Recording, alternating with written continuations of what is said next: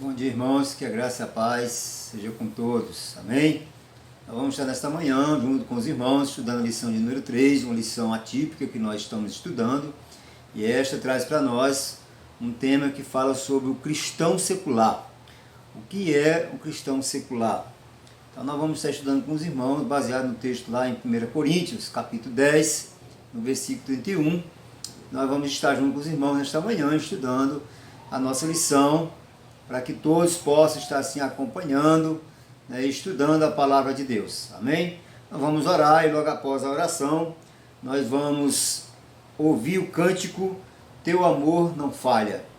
Amém? Então vamos orar, agradecendo a Deus por esta oportunidade de estarmos novamente com os irmãos, gravando e estudando a palavra de Deus nas nossas lições que são tão importantes e maravilhosas para nós.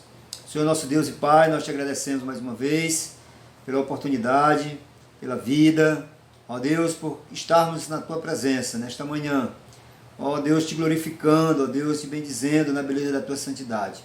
Que o Senhor venha assim falar aos nossos corações, através da Tua palavra, ó Deus, através dos cânticos, e abençoando o Teu povo, ó Deus, que tem assim assistido, tem acompanhado, ó Deus, pelo canal, esses estudos e a Tua palavra.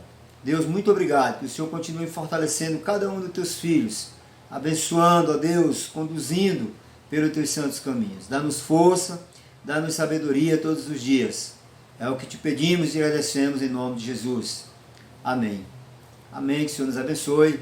Nós vamos ouvir então o cântico Teu Amor Não Falha.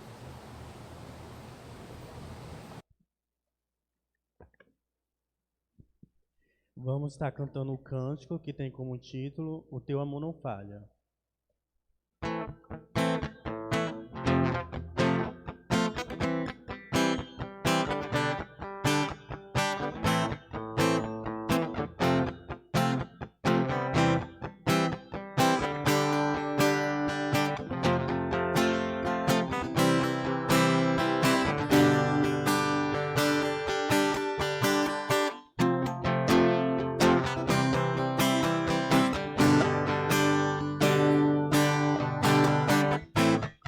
Nada vai me separar, mesmo se eu me abalar, Teu amor não falha.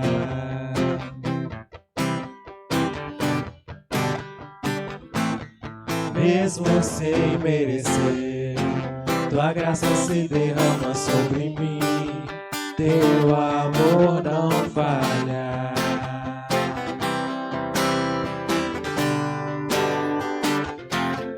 Tu és o mesmo para sempre, Teu amor não muda.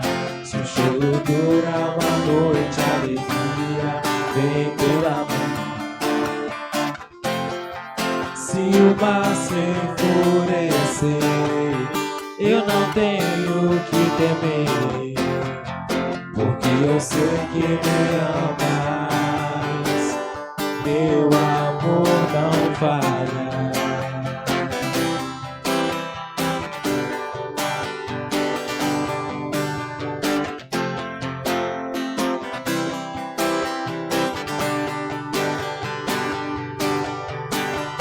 Se o vento é forte e profundo o mar, Tua presença vem me amparar, Teu amor não falha.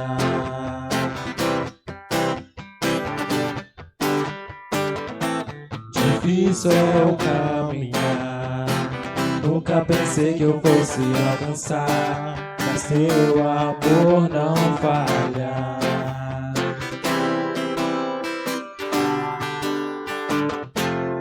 Tu és o mesmo para sempre, Teu amor não muda. Se o choro dura uma noite, a alegria vem pela manhã. Se o mar se enfurecer, eu não tenho que temer, porque eu sei que me amas, Teu amor não falha.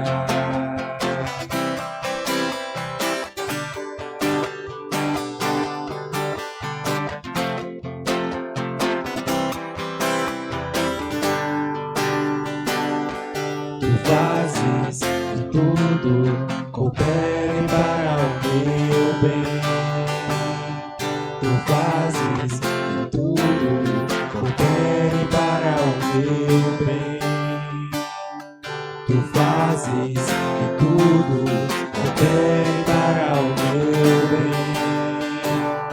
Tu fazes que tudo coopere para o meu bem.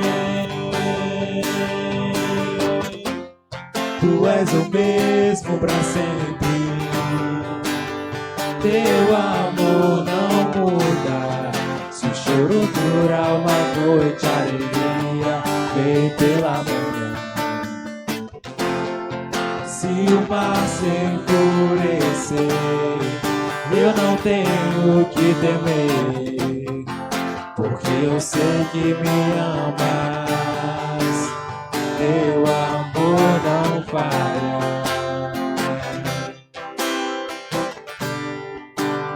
Teu amor não falha.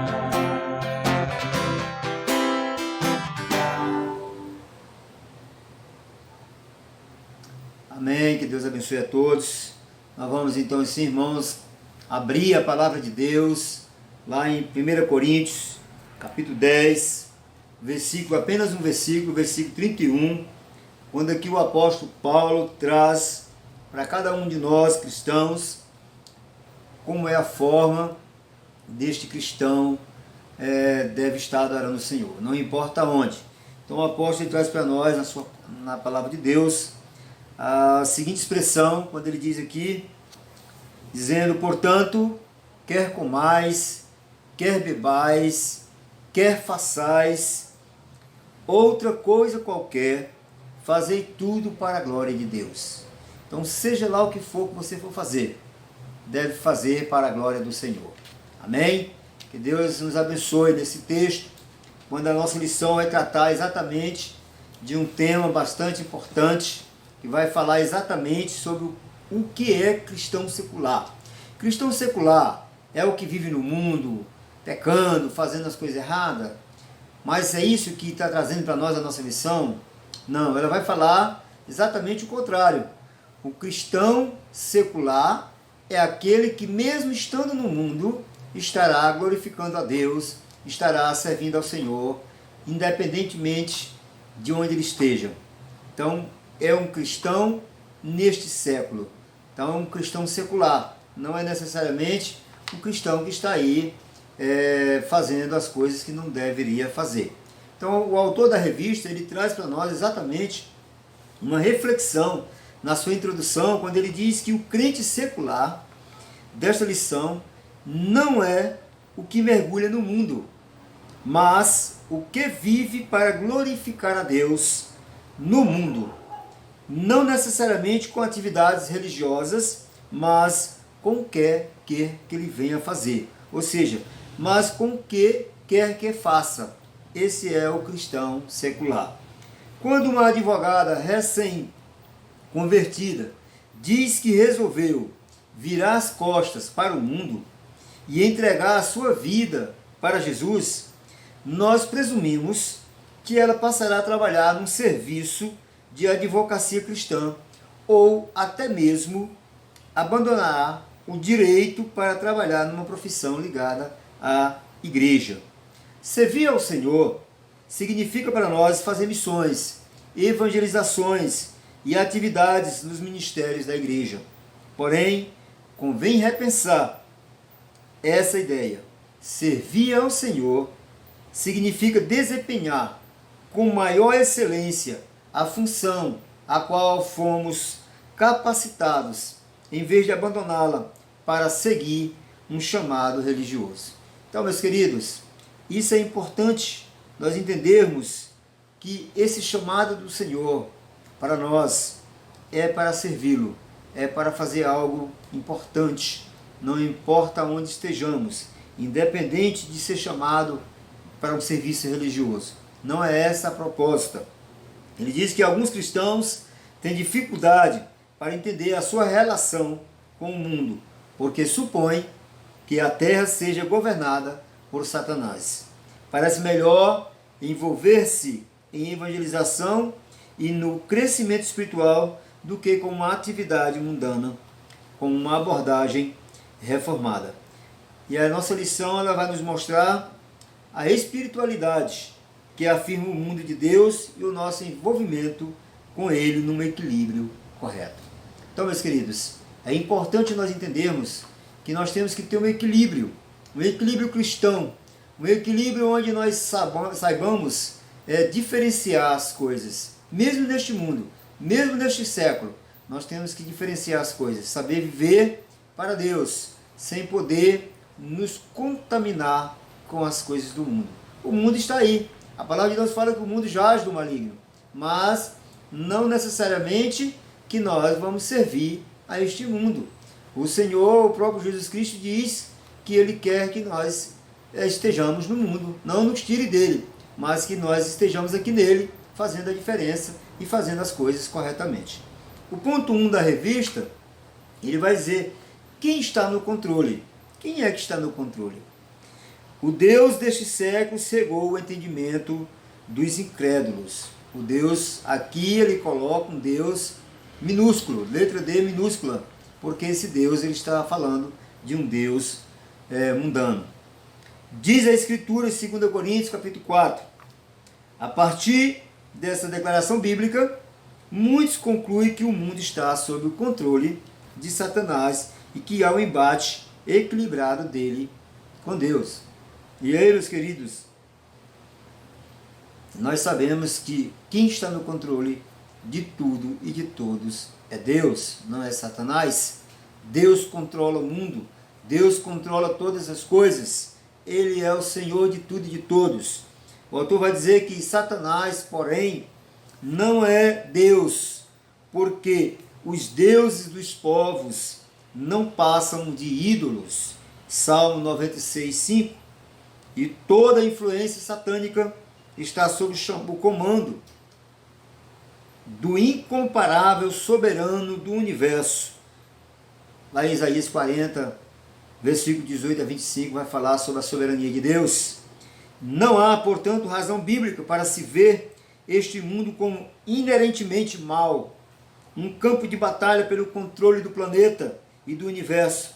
Satanás não tem, em tempo algum, vitória sobre os propósitos de Deus e nem pode frustrar os objetivos divinos. Lá em Deuteronômio, Daniel capítulo 4, versículo 34 e 37 também fala sobre exatamente os propósitos do Senhor.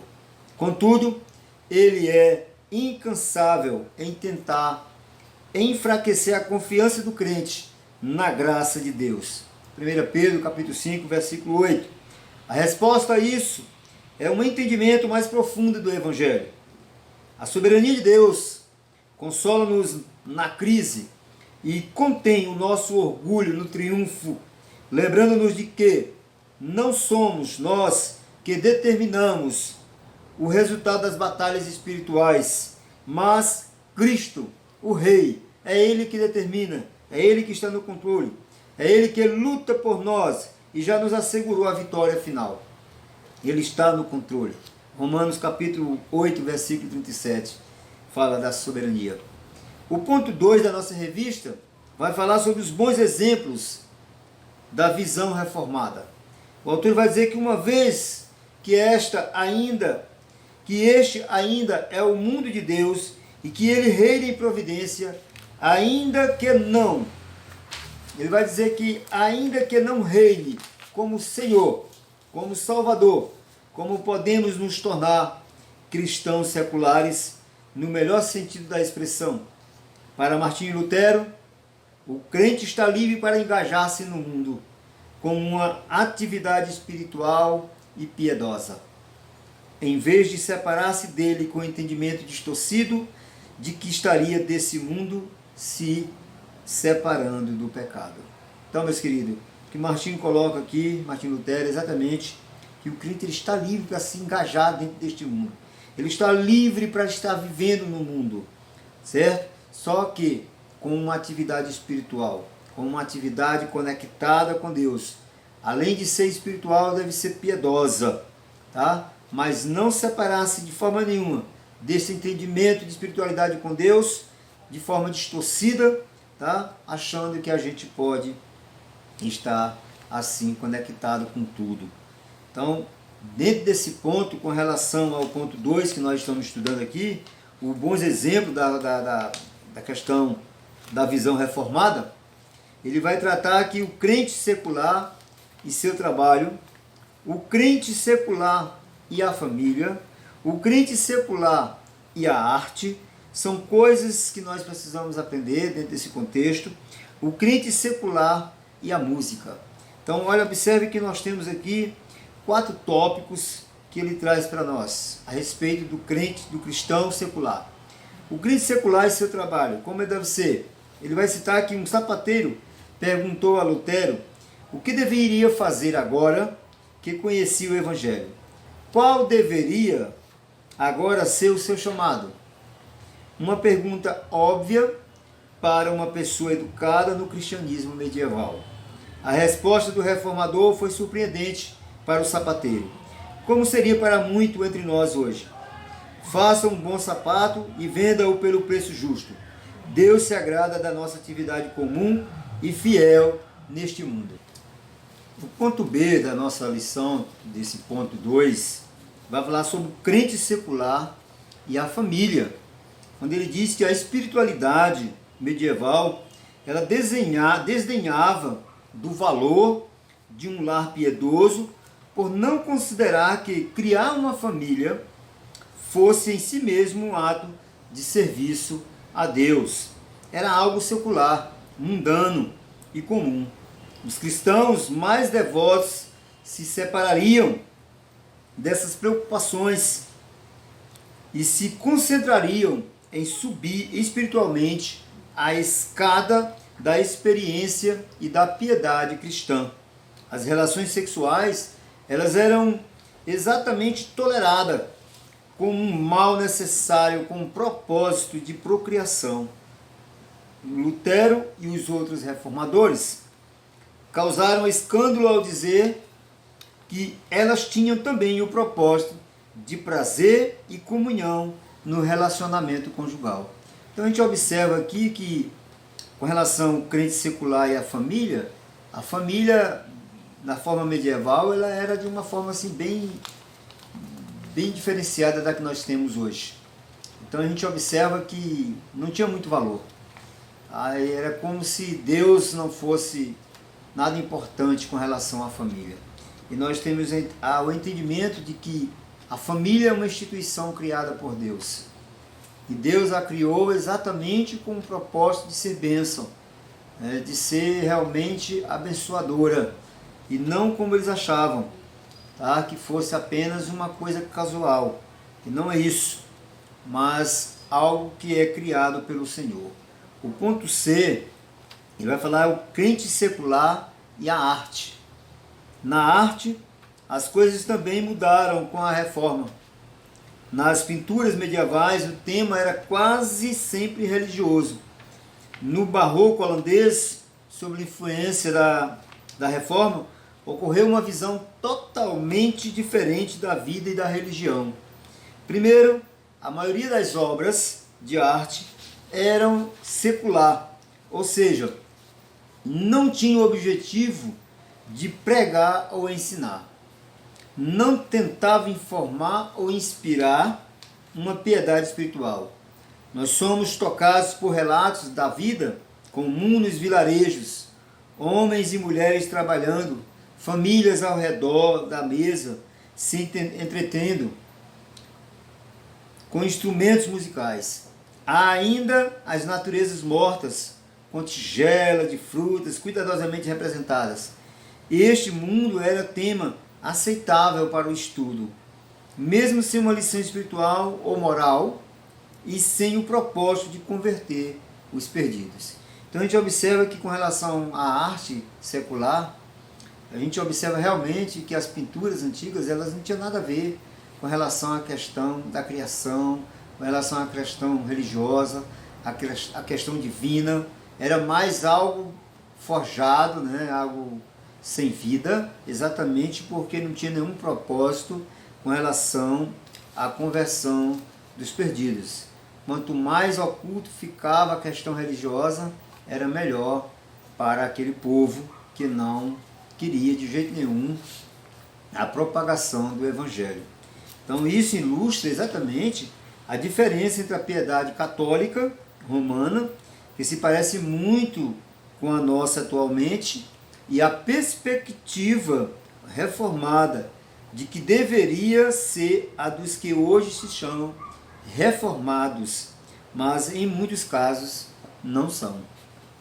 Há, portanto, dois princípios aqui importantes em ação. O primeiro princípio, a aceitação do mundo como ele é, de fato, criado por Deus, sob o cuidado de Deus, mas quebrado e corrupto. A realidade não é espiritualizada sem ligação com o mundo. Segundo ponto, não é necessário santificar a arte e exigir que ela sirva aos interesses morais e religiosos da igreja. A criação é uma esfera legítima por direito próprio. A visão reformada do mundo libertou a arte das amarras, permitindo que ela fosse um empreendimento puramente secular para a glória de Deus. Então, meus queridos, a gente observa que exatamente pelo fato de Deus estar no controle, de Deus estar no comando, tudo isso foi mudando, tudo isso foi vindo à tona, veio a reforma e tudo voltou a ter o conhecimento da palavra e nós passamos então a observar o mundo diferente. Até antes da reforma, nós temos visto no relato histórico de que realmente havia um grupo de pessoas, de líderes que bloqueava, que fazia com que nada fosse divulgado, certo? E era apenas o que eles queriam que fosse. Então, a gente observa que a visão reformada ela realmente mudou e libertou o mundo de uma escravidão, das amarras, certo? Que estava aprisionada o povo de Deus ao conhecimento da palavra do Senhor. O ponto D dessa lição fala do crente secular e a música. Ele vai dizer que Johann Sebastian Bach levou à frente essa visão. Tanto as suas peças sacras, compostas para uso religioso, quanto as seculares, criadas sem a finalidade religiosa, levavam a mesma assinatura. O lema da reforma, Soli Deo Gloria, glória só a Deus. Grandes artistas puderam mover-se livremente entre o secular e o sagrado, o religioso, sem confundir nenhum dos dois, pois eles se sentiam confortáveis com a realidade, fosse ela a realidade sobre a criação e a queda, os épicos da história, ele vai dizer também os épicos históricos, as impressões delicadas de uma terra estrangeira ou a realidade da salvação do pecado para a redenção em Cristo. Eles se moviam com facilidade entre o secular e o sagrado, com âmbitos legítimos e divinamente ordenados. A reforma calvinista também produziu uma rica tradição artística e o barroco holandês foi um tributo à sua influência, mas até mesmo nas artes dramáticas houve um impacto notável. A maioria das peças dramáticas era em forma de peças medievais de moralidade com o mesmo final. O bem era recebido na glória e os que não haviam aprendido a lição eram lançados no inferno. Porém, os reformadores libertaram também essa esfera do domínio da igreja. O pastor auxiliar de Calvino e seu sucessor em Genebra, Teodoro Beza, escreveu a primeira tragédia francesa nos intervalos da escrita de seus imensos tomos teológicos.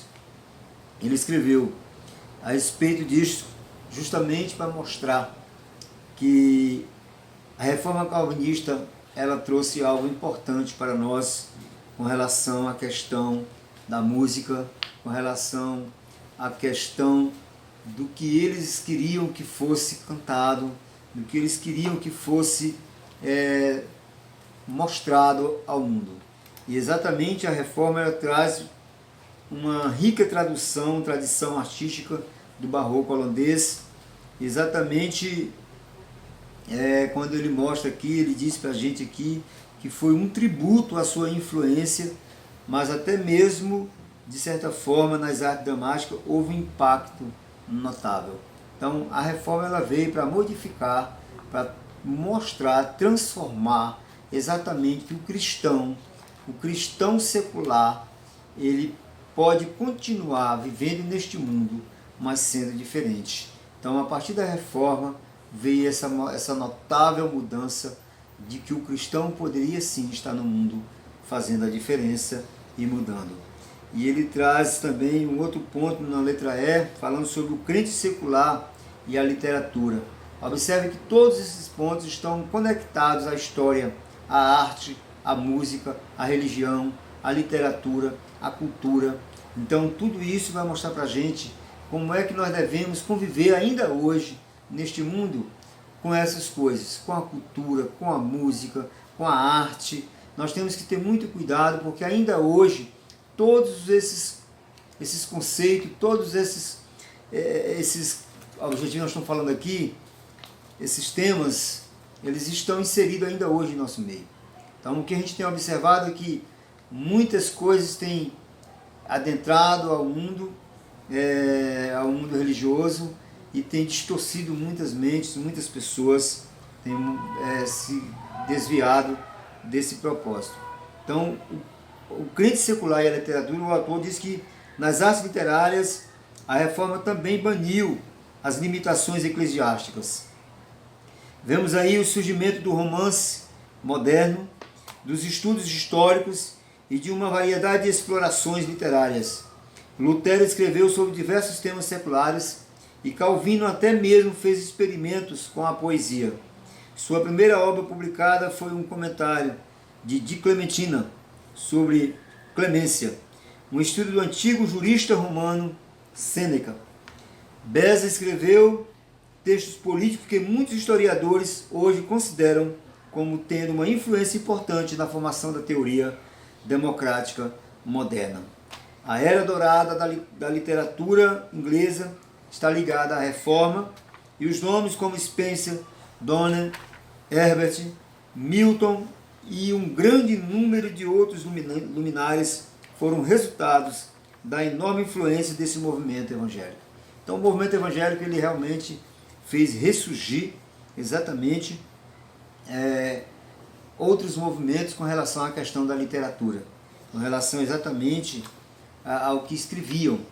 Então a gente observa que grandes homens se levantaram, e lutaram para modificar, para mudar, para trazer à tona novos conceitos com relação à questão da literatura. Então, o ponto F fala sobre o crente secular e a ciência. O mesmo espírito prevaleceu também na ciência. Não há melhor exemplo de confusão e do domínio da igreja sobre o empreendimento científico do que o caso de Copérnico, quando a igreja confunde as escrituras com determinado sistema filosófico em particular. Ela fala onde a escritura não falou. E enfraquece a autoridade bíblica quando as afirmações dogmáticas da igreja contrariam os fatos. Muitos concluirão que a Bíblia é derrotada pelos fatos. Ainda hoje, a Bíblia e a ciência, a palavra de Deus, a religião e a ciência são divergentes. A ciência continua querendo mostrar que Deus não criou nada. E nós sabemos que a palavra de Deus diz que Deus criou tudo. Então a gente observa que para a ciência tudo é fato, enquanto nós observamos que tudo é divino. Então a gente observa que as escrituras, elas realmente também, esses reformadores, eles também impactaram dentro da ciência. Para os reformadores, a Bíblia fala sobre Cristo, não sobre os relacionamentos dos planetas. Segundo Calvino, Moisés escreveu um estilo popular, coisas que, sem instrução, as pessoas comuns, dotadas do bom senso, são capazes de entender. Porém, os astrônomos investigam com grande esforço aquilo que a sagacidade da mente humana pode compreender. Como a Bíblia não era vista como um manual de teoria artística, literária, musical ou política, também não deveria ser vista como um livro para a ciência. Tudo nas Escrituras é verdadeiro, no sentido daquilo para o qual foi escrito pelo seu autor, mas o propósito das Escrituras não é nos contar tudo sobre todas as coisas, e sim explicar, na linguagem mais comum e básica possível, o progresso da obra salvífica de Deus em Cristo ao longo da história da redenção. O escolasticismo protestante, movimento que surgiu imediatamente após a Reforma e que refinou e sistematizou o protestantismo evangélico, mundo todo coerente, continuou com essa atitude afirmativa em relação à ciência e contribuiu para a sua ascensão. Kepler, Bacon e Newton estão entre os astros dessa constelação. Os puritanos fundaram a famosa Sociedade Real, cidadela das ciências britânicas. Os protestantes se destacaram entre os cientistas a partir do século XVII.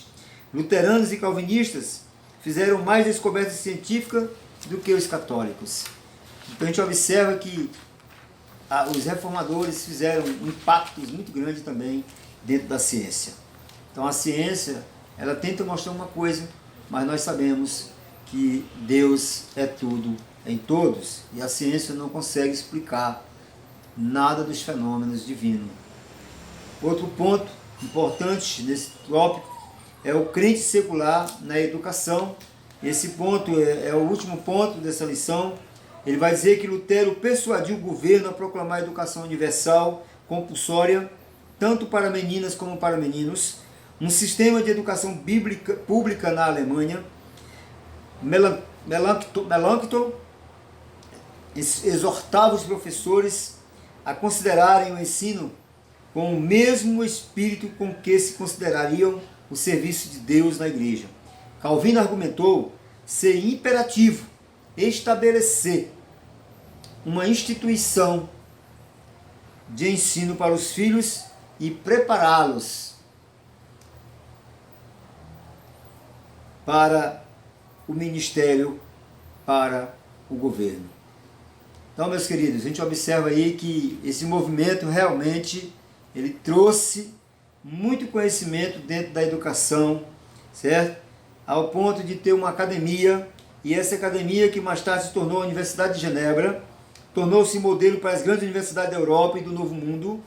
Muitos dos nomes associados depois às grandes universidades foram alunos dessa academia.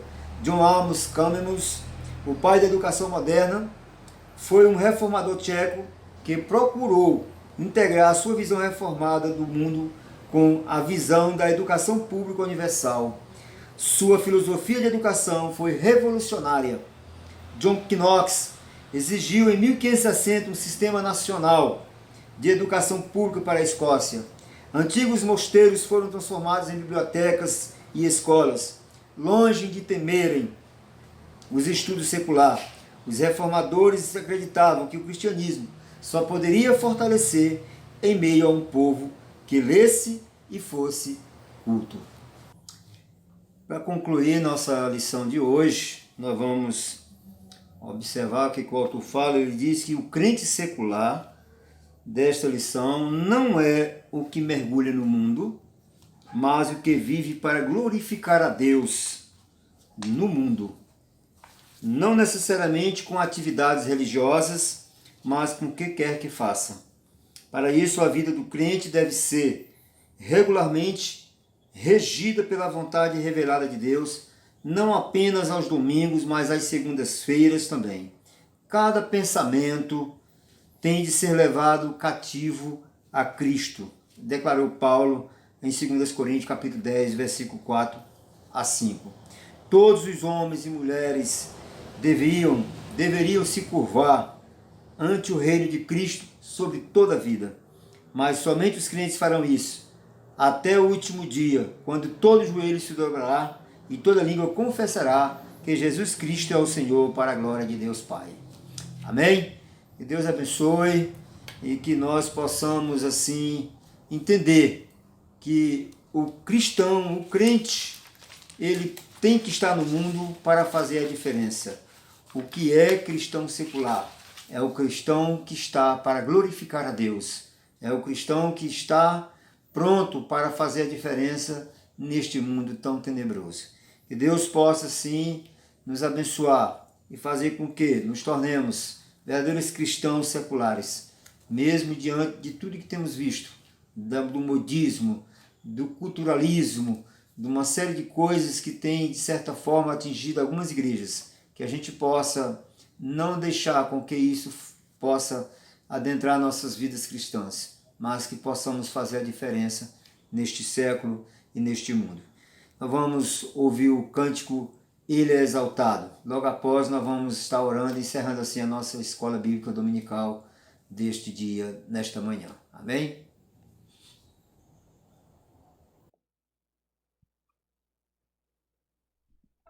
Vamos estar cantando o cântico que tem como título Ele é Exaltado.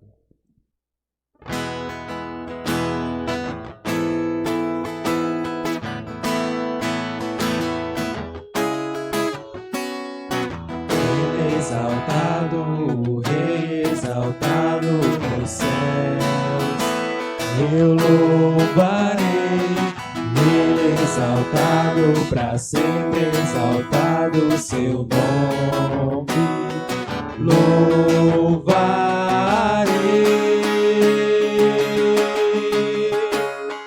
Ele é o Senhor, sua verdade vai sempre reinar. Terra e céus glorificam seu santo nome. Ele exaltado nos céus.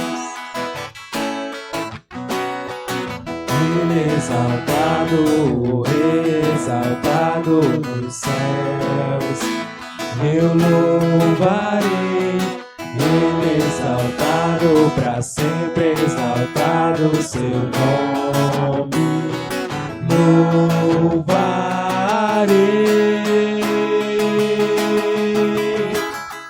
Ele é o Senhor, sua verdade vai sempre reinar. Terra e céus glorificam seu santo nome. Ele exaltado nos céus. Ele é o Senhor, sua verdade vai sempre reinar. Terra e céus glorificam seu santo nome. Ele exaltado nos céus. Ele exaltado nos céus.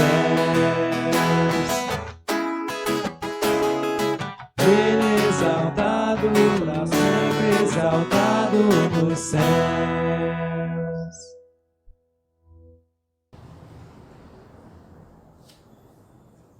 Amém. Nós vamos orar então, irmãos, para assim encerrarmos nossa IBD desta manhã e convidar os irmãos na próxima quarta-feira estarmos juntos novamente, louvando, agradecendo ao Senhor e estudando a sua palavra. Senhor nosso Deus e Pai, nós te agradecemos mais uma vez pelas nossas vidas, pela oportunidade, pela tua palavra, por tudo que o Senhor tem nos ensinado.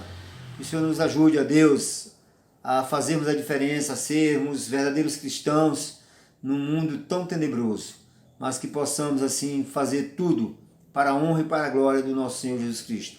A tua palavra nos ensina, quer comais, quer façais, qualquer coisa que seja feito para a glória do Senhor.